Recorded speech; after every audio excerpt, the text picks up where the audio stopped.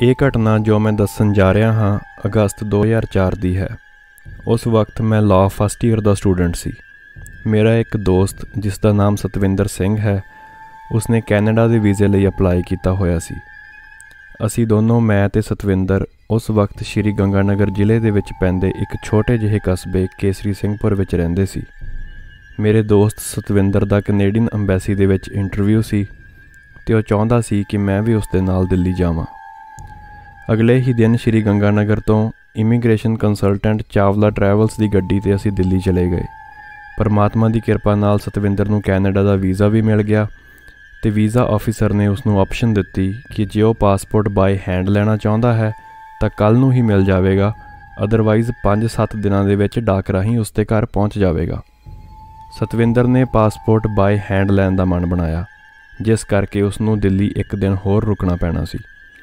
ਪਰ ਮੈਨੂੰ ਘਰ ਕੰਮ ਹੋਣ ਕਰਕੇ ਉਸੇ ਦਿਨ ਵਾਪਸ ਆਉਣਾ ਪਿਆ। ਦਿੱਲੀ ਤੋਂ ਸ਼੍ਰੀ ਗੰਗਾਨਗਰ ਤੱਕ ਤਾਂ ਮੈਂ ਉਸੇ ਹੀ ਗੱਡੀ 'ਤੇ ਵਾਪਸ ਆ ਗਿਆ ਜਿਸ ਉੱਤੇ ਅਸੀਂ ਦਿੱਲੀ ਗਏ ਸੀ। ਸ਼੍ਰੀ ਗੰਗਾਨਗਰ ਤੱਕ ਪਹੁੰਚਦੇ ਸਾਨੂੰ ਰਾਤ ਦੇ 12-12:30 ਵੱਜ ਚੁੱਕੇ ਸੀ ਅਤੇ ਮੈਨੂੰ ਪਤਾ ਸੀ ਕਿ ਇਸ ਵਕਤ ਮੈਨੂੰ ਘਰ ਜਾਣ ਲਈ ਕੋਈ ਵੀ ਵਹੀਕਲ ਜਾਂ ਸਾਧਨ ਨਹੀਂ ਮਿਲੇਗਾ।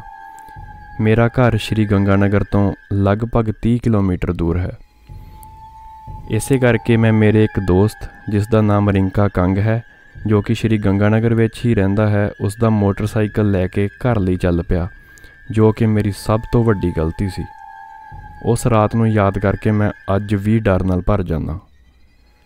ਹੁਣ ਅਸਲ ਘਟਨਾ 'ਤੇ ਆਉਣੇ ਆ। ਆਪਣੇ ਦੋਸਤ ਦੀ ਯਾਮਾ RX 100 ਬਾਈਕ ਲੈ ਕੇ ਮੈਂ ਘਰ ਵੱਲ ਨੂੰ ਚੱਲ ਪਿਆ।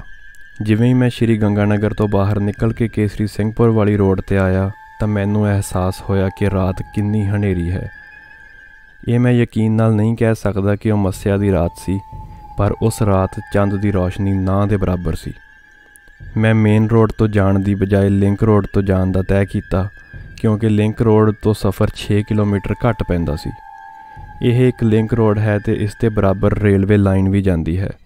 ਇਸ ਦੇ ਉੱਪਰ ਨਾ ਤਾਂ ਕੋਈ ਸਟਰੀਟ ਲਾਈਟ ਸੀ ਅਤੇ ਨਾ ਹੀ ਨੇੜੇ ਤੇੜੇ ਕੋਈ ਆਬਾਦੀ ਸੀ ਅਤੇ ਨਾ ਹੀ ਉਸ ਸਮੇਂ ਕੋਈ ਆਦਮੀ ਜਾਂ ਵਹੀਕਲ ਸੀ। ਰਾਤ ਦੇ ਉਸ ਹਨੇਰੇ ਵਿੱਚ ਯਾਮਾ ਮੋਟਰਸਾਈਕਲ ਦੀ ਆਵਾਜ਼ ਮੀਲਾਂ ਤੋਂ ਸੁਣੀ ਜਾ ਸਕਦੀ ਸੀ।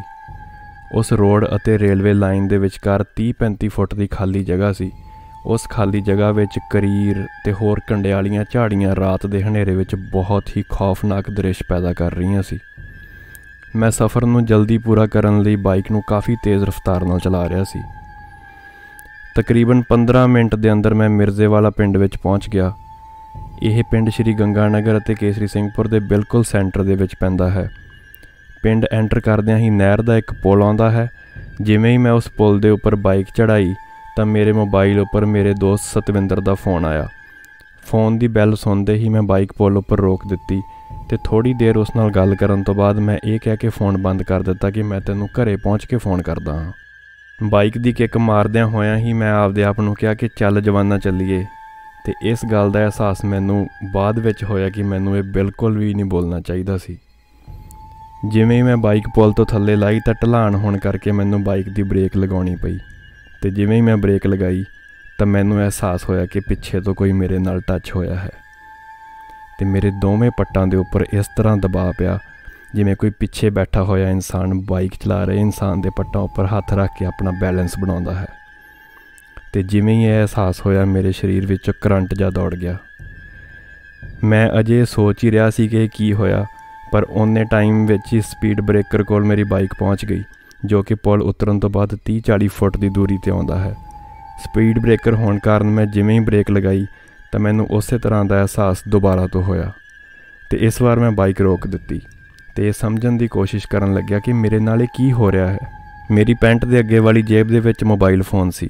ਮੈਨੂੰ ਲੱਗਿਆ ਕਿ ਜੇਬ ਵਿੱਚ ਫ਼ੋਨ ਹੋਣ ਦੀ ਵਜ੍ਹਾ ਕਰਕੇ ਮੈਨੂੰ ਇਸ ਤਰ੍ਹਾਂ ਫੀਲ ਹੋ ਰਿਹਾ ਹੈ, ਪਰ ਮੇਰਾ ਦਿਮਾਗ ਇਸ ਗੱਲ ਨੂੰ ਮੰਨਣ ਤੋਂ ਇਨਕਾਰ ਕਰ ਰਿਹਾ ਸੀ, ਕਿਉਂਕਿ ਫ਼ੋਨ ਤਾਂ ਸਿਰਫ ਇੱਕ ਜੇਬ ਵਿੱਚ ਸੀ, ਜਦੋਂ ਕਿ ਦਬਾਅ ਦੋਨੇ ਪੱਟਾਂ ਉੱਪਰ ਮਹਿਸੂਸ ਹੋ ਰਿਹਾ ਸੀ। ਅਤੇ ਇਹ ਫ਼ੋਨ ਤਾਂ ਪਹਿਲਾਂ ਵੀ ਮੇਰੀ ਜੇਬ ਵਿੱਚ ਹੀ ਸੀ। ਇਸ ਤੋਂ ਇਲਾਵਾ ਮੇਰੇ ਬੈਕ ਸਾਈਡ 'ਤੇ ਜੋ ਮੇਰੇ ਨਾਲ ਟੱਚ ਹੋ ਰਿਹਾ ਸੀ, ਫਿਰ ਉਹ ਕੀ ਸੀ? ਫਿਰ ਵੀ ਮੈਂ ਆਪਣਾ ਸ਼ੱਕ ਦੂਰ ਕਰਨ ਲਈ ਮੋਬਾਈਲ ਪੈਂਟ ਦੀ ਜੇਬ 'ਚੋਂ ਕੱਢ ਕੇ ਸ਼ਰਟ ਦੀ ਉੱਪਰ ਵਾਲੀ ਜੇਬ ਵਿੱਚ ਪਾ ਲਿਆ ਅਤੇ ਇੱਕ ਵਾਰ ਫਿਰ ਤੋਂ ਬਾਈਕ ਸਟਾਰਟ ਕਰਕੇ ਚੱਲ ਪਿਆ। ਮਿਰਜ਼ੇਵਾਲਾ ਪਿੰਡ ਵਿੱਚ ਟੋਟਲ 4 ਸਪੀਡ ਬ੍ਰੇਕਰ ਸੀ ਅਤੇ ਉਸ ਤੋਂ ਬਾਅਦ ਇੱਕ ਛੋਟੀ ਜਿਹੀ ਪੁਲੀ ਆਉਂਦੀ ਸੀ। ਜਿਵੇਂ ਹੀ ਮੈਂ ਦੂਸਰੇ ਸਪੀਡ ਬ੍ਰੇਕਰ ਕੋਲ ਪਹੁੰਚ ਕੇ ਬ੍ਰੇਕ ਲਗਾਈ ਤਾਂ ਫਿਰ ਤੋਂ ਇਸ ਤਰ੍ਹਾਂ ਨਾਲ ਮਹਿਸੂਸ ਹੋਇਆ ਕਿ ਕਿਸੇ ਨੇ ਮੇਰੇ ਦੋਨੇ ਪੱਟ ਹੱਥਾਂ ਨਾਲ ਘੁੱਟ ਕੇ ਫੜੇ ਹੋਏ ਨੇ ਤੇ ਮੇਰੀ ਬੈਕ ਤੇ ਵੀ ਟੱਚ ਹੋਣ ਦਾ ਅਹਿਸਾਸ ਪਹਿਲਾਂ ਨਾਲੋਂ ਜ਼ਿਆਦਾ ਹੋਇਆ। ਮੈਂ ਇੱਕ ਵਾਰ ਫਿਰ ਤੋਂ ਬਾਈਕ ਰੋਕੀ ਤੇ ਬਾਈਕ ਤੋਂ ਬਿਨਾਂ ਉਤਰੇ ਹੀ ਦੋਨੇ ਪੈਰਾਂ ਤੇ ਖੜਾ ਹੋ ਕੇ ਆਪਣੀ ਪੈਂਟ ਠੀਕ ਕੀਤੀ ਕਿ ਕਿਤੇ ਪੈਂਟ ਦੇ ਕਸੇ ਹੋਣ ਕਾਰਨ ਤਾਂ ਨਹੀਂ ਮੈਨੂੰ ਇਹ ਦਬਾਅ ਫੀਲ ਹੋ ਰਿਹਾ। ਤੇ ਡਰਦੇ ਪਿੱਛੇ ਵੱਲ ਮੁੜ ਕੇ ਦੇਖਿਆ ਤਾਂ ਬਾਈਕ ਦੀ ਸੀਟ ਬਿਲਕੁਲ ਖਾਲੀ ਸੀ। ਮੇਰੇ ਪਿੱਛੇ ਕੋਈ ਵੀ ਨਹੀਂ ਬੈਠਾ ਸੀ ਤੇ ਮੈਨੂੰ ਸਮਝ ਵੀ ਨਹੀਂ ਆ ਰਿਹਾ ਸੀ ਕਿ ਇਹ ਕੀ ਹੋ ਰਿਹਾ ਮੇਰੇ ਨਾਲ। ਪਰ ਰਾਤ ਦੇ ਉਸ ਵਕਤ ਸੁਨਸਾਨ ਸੜਕ ਉੱਪਰ ਖੜੇ ਹੋਣ ਦਾ ਕੋਈ ਫਾਇਦਾ ਵੀ ਨਹੀਂ ਸੀ। ਇਸ ਕਰਕੇ ਮੈਂ ਪਰਮਾਤਮਾ ਦਾ ਨਾਮ ਲਿਆ ਤੇ ਇੱਕ ਵਾਰ ਫਿਰ ਤੋਂ ਦੁਬਾਰਾ ਸਫ਼ਰ ਸ਼ੁਰੂ ਕੀਤਾ। ਜਿਵੇਂ ਹੀ ਮੈਂ ਤੀਸਰੇ ਬ੍ਰੇਕਰ ਕੋਲ ਆਇਆ ਤਾਂ ਬ੍ਰੇਕ ਲਗਾਉਣ ਤੋਂ ਪਹਿਲਾਂ ਹੀ ਮੈਂ ਦੋਨੋਂ ਪੱਟਾਂ ਵੱਲ ਧਿਆਨ ਨਾਲ ਦੇਖਣ ਲੱਗ ਗਿਆ ਤੇ ਜਿਵੇਂ ਹੀ ਮੈਂ ਬ੍ਰੇਕ ਲਗਾਈ ਮੇਰੇ ਲੂੰ ਕੰਡੇ ਖੜੇ ਹੋ ਗਏ ਕਿਉਂਕਿ ਮੈਂ ਦੇਖਿਆ ਕਿ ਮੇਰੇ ਪੈਂਟ ਦੇ ਉੱਪਰ ਕਿਸੇ ਦੇ ਹੱਥਾਂ ਦੇ ਨਿਸ਼ਾਨ ਉੱਭਰ ਆਏ ਸਨ। ਸਾਫ਼-ਸਾਫ਼ ਪਤਾ ਲੱਗ ਰਿਹਾ ਸੀ ਕਿ ਕਿਸੇ ਦੇ ਹੱਥ ਹਨ, ਪਰ ਕਿਸ ਦੇ ਹਨ ਇਹ ਦਿਖਾਈ ਨਹੀਂ ਦੇ ਰਿਹਾ ਸੀ। ਉਦੋਂ ਤੱਕ ਮੈਂ ਸਮਝ ਚੁੱਕਿਆ ਸੀ ਕਿ ਮੇਰਾ ਸਾਹਮਣਾ ਦੂਸਰੀ ਦੁਨੀਆ ਦੀ ਕਿਸੇ ਅਦ੍ਰਿਸ਼ ਸ਼ਕਤੀ ਜਾਂ ਤਾਕਤ ਨਾਲ ਹੋ ਚੁੱਕਿਆ ਹੈ। ਉਸੇ ਹੀ ਸਮੇਂ ਅਚਾਨਕ ਮੈਨੂੰ ਸਾਹਮਣੇ ਪੁਲੀ ਦੇ ਉੱਪਰ ਇੱਕ ਲਾਈਟ ਨਜ਼ਰ ਆਈ ਤਾਂ ਮੈਂ ਬਿਨਾਂ ਸਮਾਂ ਗਵਾਏ ਬਾਈਕ ਨੂੰ ਤੇਜ਼ ਗਤੀ ਨਾਲ ਉਸ ਲਾਈਟ ਵੱਲ ਭਜਾ ਲਿਆ। ਹੈਰਾਨ ਕਰਨ ਵਾਲੀ ਗੱਲ ਇਹ ਸੀ ਕਿ ਜਿਵੇਂ ਹੀ ਮੈਂ 4th ਸਪੀਡ ਬ੍ਰੇਕਰ ਕੋਲ ਗਿਆ ਤਾਂ ਇਸ ਵਾਰ ਮੈਂ ਬ੍ਰੇਕ ਨਹੀਂ ਲਗਾਈ ਤੇ ਇਸ ਵਾਰ ਮੈਨੂੰ ਕਿਸੇ ਵੀ ਤਰ੍ਹਾਂ ਦਾ ਕੋਈ ਦਬਾਅ ਨਹੀਂ ਮਹਿਸੂਸ ਹੋਇਆ। ਮੈਂ ਪੁਲੀ ਉੱਪਰ ਪਹੁੰਚ ਕੇ ਬਾਈਕ ਰੋਕ ਦਿੱਤੀ ਤਾਂ ਮੈਂ ਦੇਖਿਆ ਕਿ ਉਸ ਜਗ੍ਹਾ 2 ਕਿਸਾਨ ਬੈਠੇ ਸੀ ਜਿਨ੍ਹਾਂ ਦੀ ਪਾਣੀ ਦੀ ਵਾਰੀ ਸੀ ਅਤੇ ਜੋ ਲਾਈਟ ਮੈਨੂੰ ਦੂਰ ਤੋਂ ਨਜ਼ਰ ਆ ਰਹੀ ਸੀ ਉਹ ਉਹਨਾਂ ਦੀ ਟਾਰਚ ਦੀ ਲਾਈਟ ਸੀ। ਉਹਨਾਂ ਨੂੰ ਦੇਖ ਕੇ ਮੈਨੂੰ ਥੋੜ੍ਹਾ ਹੌਸਲਾ ਮਿਲਿਆ। ਉਹ ਦੋਨੋਂ ਮੇਰੀ ਸ਼ਕਲ ਦੇਖ ਕੇ ਸਮਝ ਗਏ ਕਿ ਮੈਂ ਕਿਸੇ ਮੁਸੀਬਤ ਵਿੱਚ ਹਾਂ ਤੇ ਉਹਨਾਂ ਨੇ ਮੈਨੂੰ ਪੁੱਛਿਆ ਕਿ ਕਾਕਾ ਕੀ ਗੱਲ ਹੈ, ਇੰਨਾ ਘਬਰਾਇਆ ਹੋਇਆ ਕਿਉਂ ਹੈ। ਉਹਨਾਂ ਦੇ ਸਵਾਲ ਦਾ ਜਵਾਬ ਦੇਣ ਦੀ ਬਜਾਏ ਮੈਂ ਉਹਨਾਂ ਨੂੰ ਕਿਹਾ ਕਿ ਕਿਰਪਾ ਕਰਕੇ ਇਸ ਲਾਈਟ ਦਾ ਫੋਕਸ ਮੇਰੀ ਬਾਈਕ ਵੱਲ ਕਰੋ। ਜਿਵੇਂ ਹੀ ਉਹਨਾਂ ਨੇ ਲਾਈਟ ਮੇਰੀ ਬਾਈਕ ਵੱਲ ਕੀਤੀ ਤਾਂ ਮੈਂ ਨਾਲ ਦੀ ਨਾਲ ਪਿੱਛੇ ਵੱਲ ਮੁੜ ਕੇ ਦੇਖਿਆ। ਇਸ ਵਾਰ ਵੀ ਮੈਨੂੰ ਕੁਝ ਵੀ ਨਜ਼ਰ ਨਹੀਂ ਆਇਆ। ਬਾਈਕ ਦੀ ਸੀਟ ਬਿਲਕੁਲ ਖਾਲੀ ਸੀ ਤੇ ਨਾਲ ਹੀ ਮੈਂ ਪਿੱਛੇ ਵਾਲੀ ਸੀਟ ਉੱਪਰ ਹੱਥ ਫੇਰਿਆ ਇਹ ਸੋਚ ਕੇ ਕਿ ਹੋ ਸਕਦਾ ਹੈ ਜੋ ਮੈਨੂੰ ਨਜ਼ਰ ਨਹੀਂ ਆ ਰਿਹਾ ਉਹ ਹੱਥ ਲਾਏ ਤੋਂ ਹੀ ਮਹਿਸੂਸ ਹੋ ਜਾਵੇ, ਪਰ ਮੇਰੇ ਹੱਥ ਨੂੰ ਕੁਝ ਵੀ ਟੱਚ ਨਹੀਂ ਹੋਇਆ। ਮੈਂ ਹਵਾ ਵਿੱਚ ਦੀ ਹੱਥ ਘੁਮਾ ਕੇ ਦੇਖਿਆ ਕਿ ਮੇਰੇ ਪਿੱਛੇ ਕੌਣ ਬੈਠਾ ਹੈ। ਮੈਨੂੰ ਇਸ ਤਰ੍ਹਾਂ ਕਰਦੇ ਦੇਖ ਕਿਸਾਨ ਸਮਝ ਚੁੱਕੇ ਸੀ ਕਿ ਮੇਰੇ ਨਾਲ ਕੀ ਹੋ ਰਿਹਾ ਹੈ। ਸ਼ਾਇਦ ਦੋਨਾਂ ਨੂੰ ਇਸ ਬਾਰੇ ਕੁਝ ਜਾਣਕਾਰੀ ਸੀ। ਉਹਨਾਂ ਨੇ ਮੈਨੂੰ ਹੌਸਲਾ ਦਿੰਦੇ ਹੋਏ ਕਿਹਾ ਕਿ ਕੋਈ ਗੱਲ ਨਹੀਂ ਕਾਕਾ, ਬਾਈਕ ਬੰਦ ਕਰ ਲਾ, ਤੂੰ ਡਰ ਗਿਆ ਹੈ, ਹੋਰ ਕੋਈ ਗੱਲ ਨਹੀਂ ਹੈ, ਘਬਰਾ ਨਾ, ਅਸੀਂ ਚਾਹ ਬਣਾ ਰਹੇ ਹਾਂ, ਆ ਜਾ ਬੈਠ ਕੇ ਚਾਹ ਪੀਂਦੇ ਹਾਂ। ਥੋੜ੍ਹੇ ਸਮੇਂ ਤੱਕ ਦਿਨ ਚੜ੍ਹਨ ਵਾਲਾ ਹੈ, ਤੂੰ ਇੱਥੇ ਸਾਡੇ ਕੋਲ ਹੀ ਆਰਾਮ ਕਰ ਤੇ ਸੂਰਜ ਨਿਕਲਣ ਤੋਂ ਬਾਅਦ ਆਪਣੇ ਘਰ ਚਲਾ ਜਾਵੀਂ। ਮੈਂ ਜਵਾਬ ਦਿੱਤਾ ਕਿ ਨਹੀਂ ਅੰਕਲ ਜੀ, ਕੋਈ ਗੱਲ ਨਹੀਂ, ਮੈਂ ਦਿੱਲੀ ਤੋਂ ਹੀ ਆ ਰਿਹਾ ਹਾਂ ਤੇ ਇਸ ਤੋਂ ਬਾਅਦ ਸਿਰਫ 10 ਕਿਲੋਮੀਟਰ ਦਾ ਸਫ਼ਰ ਬਚਿਆ ਹੈ, ਕੁਝ ਕੁ ਸਮੇਂ ਵਿੱਚ ਮੈਂ ਘਰ ਪਹੁੰਚ ਜਾਵਾਂਗਾ। ਉਹਨਾਂ ਦੇ ਰੋਕਣ ਦੇ ਬਾਵਜੂਦ ਮੈਂ ਇੱਕ ਵਾਰ ਫਿਰ ਤੋਂ ਬਾਈਕ ਸਟਾਰਟ ਕੀਤੀ ਤੇ ਆਪਣੇ ਘਰ ਵੱਲ ਚੱਲ ਪਿਆ। ਮਿਰਜ਼ੇਵਾਲਾ ਤੋਂ ਲੈ ਕੇ ਕੇਸਰੀ ਸਿੰਘਪੁਰ ਦੇ ਵਿਚਕਾਰ ਦਾ ਜੋ 10 ਕਿਲੋਮੀਟਰ ਦਾ ਸਫ਼ਰ ਸੀ ਉਸ ਵਿੱਚ ਸੜਕ ਘੱਟ ਤੇ ਟੋਏ ਜ਼ਿਆਦਾ ਸਨ। ਸੜਕ ਦੀ ਹਾਲਤ ਬਹੁਤ ਖਰਾਬ ਸੀ। ਅਜੇ ਮੈਂ ਕੁਝ ਹੀ ਦੂਰ ਗਿਆ ਸੀ ਕਿ ਸੜਕ 'ਤੇ ਟੋਇਆ ਹੋਣ ਕਰਕੇ ਮੈਂ ਬਾਈਕ ਦੀ ਬ੍ਰੇਕ ਲਗਾਈ ਤੇ ਦੁਬਾਰਾ ਤੋਂ ਫਿਰ ਉਹੀ ਸਭ ਮੇਰੇ ਨਾਲ ਵਾਪਰਿਆ। ਉਸੇ ਹੀ ਤਰ੍ਹਾਂ ਦੋਨਾਂ ਲੱਤਾਂ ਉੱਪਰ ਕਿਸੇ ਦੇ ਹੱਥਾਂ ਦਾ ਦਬਾਅ ਮਹਿਸੂਸ ਹੋਇਆ ਤੇ ਇਸ ਤਰ੍ਹਾਂ ਲੱਗਿਆ ਕਿ ਕੋਈ ਮੇਰੇ ਪਿੱਛੇ ਬੈਠਾ ਹੈ। ਉਸ ਵਕਤ ਮੈਂ ਆਪਣੇ ਆਪ ਨੂੰ ਬਹੁਤ ਕੋਸਿਆ ਕਿ ਉਹਨਾਂ ਕਿਸਾਨਾਂ ਦੀ ਗੱਲ ਕਿਉਂ ਨਾ ਮੰਨੀ, ਮੈਨੂੰ ਉਹਨਾਂ ਦੇ ਕੋਲ ਹੀ ਰੁਕ ਜਾਣਾ ਚਾਹੀਦਾ ਸੀ। ਉਸ ਸਮੇਂ ਮੇਰੇ ਮਨ ਵਿੱਚ ਇਹ ਵਿਚਾਰ ਆਇਆ ਕਿ ਕਿਉਂ ਨਾ ਮੈਂ ਬਾਈਕ ਮੋੜ ਕੇ ਉਹਨਾਂ ਕੋਲ ਚਲਾ ਜਾਵਾਂ, ਪਰ ਕਿਤੇ ਨਾ ਕਿਤੇ ਮੇਰੇ ਮਨ ਵਿੱਚ ਇਹ ਵੀ ਡਰ ਸੀ ਕਿ ਅਜੇ ਤੱਕ ਜੋ ਕੁਝ ਵੀ ਮੇਰੇ ਪਿੱਛੇ ਬੈਠਾ ਹੈ ਇਸਨੇ ਮੈਨੂੰ ਕੋਈ ਨੁਕਸਾਨ ਨਹੀਂ ਪਹੁੰਚਾਇਆ। ਇਹ ਨਾ ਹੋਵੇ ਕਿ ਮੈਂ ਬਾਈਕ ਵਾਪਸ ਕਿਸਾਨਾਂ ਵੱਲ ਨੂੰ ਮੋੜਦਾ ਤੇ ਇਹ ਗੁੱਸੇ ਵਿੱਚ ਆ ਕੇ ਮੈਨੂੰ ਕੋਈ ਨੁਕਸਾਨ ਪਹੁੰਚਾਵੇ, ਕਿਉਂਕਿ ਮੈਨੂੰ ਇਹ ਨਹੀਂ ਪਤਾ ਸੀ ਕਿ ਜੋ ਕੁਝ ਵੀ ਮੇਰੇ ਪਿੱਛੇ ਬੈਠਾ ਹੈ ਉਹ ਕੋਈ ਚੰਗੀ ਸ਼ਕਤੀ ਹੈ ਜਾਂ ਕੋਈ ਬੁਰੀ ਸ਼ਕਤੀ। ਇਸੇ ਕਸ਼ਮਕਸ਼ ਦੇ ਵਿੱਚ ਮੈਂ ਬਾਈਕ ਨਹੀਂ ਰੋਕੀ ਤੇ ਅੱਗੇ ਵੱਲ ਵੱਧਦਾ ਗਿਆ।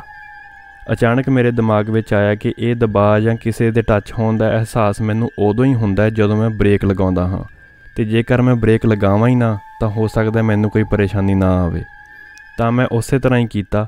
ਮੈਂ ਬਾਈਕ ਨੂੰ 20-25 ਕਿਲੋਮੀਟਰ ਦੀ ਸਪੀਡ ਦੇ ਉੱਪਰ ਚਲਾਉਂਦਾ ਰਿਹਾ ਤੇ ਬਿਲਕੁਲ ਵੀ ਬ੍ਰੇਕ ਨਹੀਂ ਲਗਾਈ।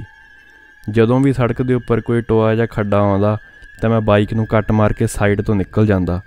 ਜੇਕਰ ਟੋਆ ਵੱਡਾ ਹੁੰਦਾ ਤਾਂ ਬਾਈਕ ਟੋਏ ਵਿੱਚ ਵੱਜਦੀ, ਪਰ ਮੈਂ ਬਿਲਕੁਲ ਵੀ ਬ੍ਰੇਕ ਨਹੀਂ ਲਗਾਈ। ਇਸੇ ਤਰ੍ਹਾਂ ਕਰਦੇ ਕਰਦੇ ਮੈਂ ਕੇਸਰੀ ਸਿੰਘਪੁਰ ਦੇ ਕਾਫੀ ਨਜ਼ਦੀਕ ਪਹੁੰਚ ਚੁੱਕਿਆ ਸੀ ਤੇ ਮੈਨੂੰ ਸਾਹਮਣੇ ਤੋਂ ਸ਼ਹਿਰ ਦੀ ਕੋਈ ਲਾਈਟ ਨਜ਼ਰ ਆ ਰਹੀ ਸੀ। ਕੇਸਰੀ ਸਿੰਘਪੁਰ ਤੋਂ ਲਗਭਗ 1.5-2 ਕਿਲੋਮੀਟਰ ਪਹਿਲਾਂ ਮੈਂ ਸੜਕ ਦੇ ਖੱਬੇ ਹੱਥ ਰੇਲਵੇ ਲਾਈਨ ਤੇ ਰੋਡ ਦੇ ਵਿਚਕਾਰ ਜੋ ਖਾਲੀ ਜਗ੍ਹਾ ਸੀ ਉੱਥੇ ਇੱਕ ਸਮਾਧ ਆਉਂਦੀ ਹੈ, वो किसी पीर फकीर या देवी देवते की जगह है। मैनू उसके इतिहास बारे कोई जानकारी नहीं है। जिवें ही मैं उस समाध के बराबर पहुंचा तो अचानक एक छोटा जिहा बच्चा जिसकी उम्र लगभग 8-10 साल लगती सी भज के बाइक के अगों दी लंघ गया। मैं एकदम बाइक की ब्रेक लगाई। स्लो स्पीड होने कारण बाइक आसानी नाल रुक गई। मैं हैरानी नाल उस तरफ देखा जिस तरफ वो बच्चा भज के गया सी कि इन्नी रात है, ये बच्चा कौन है तो इत्थे की कर रहा है। मेरी हैरानी की हद ना रही जदों मैं देखा कि उस पासे कुछ भी नहीं है तो वह बच्चा रोड के सज्जे पासों आया सी ते उस तरफ खेत की 4 दीवारी मिट्टी की डबल फट्टे वाली कंध नाल कीती हुई सी जिस दी उचाई लगभग 7-8 फुट सी। पहली गल, इन्ना छोटा बच्चा वो कंध नहीं टप सकता तो जेकर मान लिया जाए कि वह कंध टप भी गया तो फिर वो बच्चा रोड क्रॉस करके कित्थे गया, क्योंकि जिस तरफ वो बच्चा भज के गया सी उस तरफ कुछ भी नहीं सी। वैसे भी रात दे उस समय उस जगह ते इन्ना छोटा बच्चा तो वह भी इकल्ला हो ही नहीं सकता। ये सब कुछ ही सकिंटां विच वापर गया तो इस तो बाद मेरा दिल डर नाल कंब उठ्या। मेरा शरीर मेरा साथ नहीं दे रहा सी ते मैं जोर दी चीक मारते हुए बाइक फुल स्पीड ते भजा लई ते उस टिकी हुई रात विच ये समझ नहीं आ रहा सी कि मेरी चीक की आवाज़ ज़्यादा है या बाइक के सलेंसर की। उस तो बाद मैं सीधा गुरु घर आके रुकिया। केसरी ਸਿੰਘਪੁਰ एंटर होंदियां ही एक वड्डा गुरुद्वारा आउंदा है। गुरुद्वारा साहब पहुँच के मैं सुख दा साह लिया ते परमात्मा के चरणों में अरदास कीती ते मत्था टेकन तो बाद अपने घर चला गया। अगले दिन सवेरे मैं माता जी नूं रात की सारी गल दसी तो उन्हां दा कहना सी कि वह एक आत्मा सी जो तेरे नाल बैठ के आई ते उस जगह उत्ते पहुँच के जिथे बाबा जी की समाध सी उत्थे बच्चे के रूप विच उतर गई। उस तो बाद मैं मेरे दोस्त सतविंदर नूं फोन किया ते सारी गल उसनूं दसी। सतविंदर दा कहना सी कि यह सिर्फ तेरे इकल्ले नाल नहीं होया, तेरे तो पहलां भी केसरी ਸਿੰਘਪੁਰ दे कई बंदियां नाल इस तरह हो चुकिया है, जिन्हां विचों 2-3 नूं वो जानदा है ते उन्हां विचों एक नाल मेरी गल भी करवाई।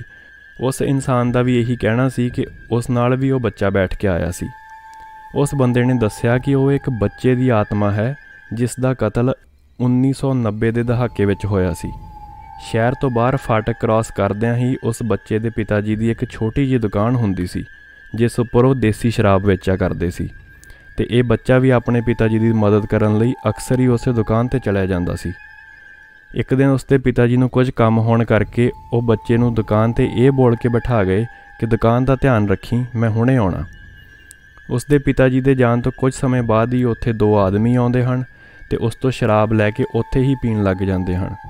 शराब पीण तो बाद वो बिना पैसे दित्तियां ही जिवें ही उत्थों जान लगते हैं तो वह बच्चा उन्हां नूं आवाज़ लगा के रोकदा है ते पैसे देण लई कहंदा है। वो दोनों गुस्से विच बच्चे नूं बहुत बुरा भला बोलते हैं ते डराउण धमकाउण की कोशिश करते हैं, पर वो बच्चा वार-वार उन्हां तो अपने पैसों की मांग करता रहा। उन्हां दोनों आदमियों ने शराब बहुत ज़्यादा पीती हुई सी जिस करके नशे की हालत विच उन्होंने बेरहमी नाल बच्चे का कतल कर दिता। कहा जाता है कि उस तो बाद जदों बच्चे की लाश मिली तो उसके सीने ते छुरे नाल 56 वार किए हुए सन। वो 2 शराबी जिन्हां ने इस बच्चे का कतल किया सी वो कदे भी फड़े नहीं गए तो वो कौन सन इस बारे भी किसी को कोई जानकारी नहीं सी। उस आदमी ने दस्सिया कि वह आत्मा बच्चे की होने करके अक्सर ही मोटरसाइकिल या स्कूटर पिछे झूटा लैन लई चढ़ जाती है तो वह कदे भी किसी को नुकसान नहीं पहुँचाता। जिस जगह उत्ते वो मेरे पिछों उतरिया सी ये उही जगह सी जिथे उस बच्चे का कतल होया सी ते छुरियां नाल विन्नी हुई उसकी लाश मिली सी। ये गल सुनन तो बाद मेरे दिल विच जो डर सी वो बिल्कुल खत्म हो गया ते डर की जगह मेरा दिल उस बच्चे लई तरस नाल भर गया। उस तो बाद भी मैं बहुत बार उस रोड ते सफ़र किया पर फिर कदे भी मेरे नाल इस तरह का वाक़या नहीं होया। ते ये सी अज दी कहानी। एक नवी कहानी लैके फिर हाज़र होवांगा अगले एपीसोड दे विच। तुहानूं ये कहानी किस तरह की लगी कमेंट करके ज़रूर दस्सिओ ते अपने दोस्तां मित्रां नाल शेयर जरूर करियो। नाल ही इस चैनल नूं लाइक ते सबसक्राइब करना ना भुल्लना। धन्नवाद।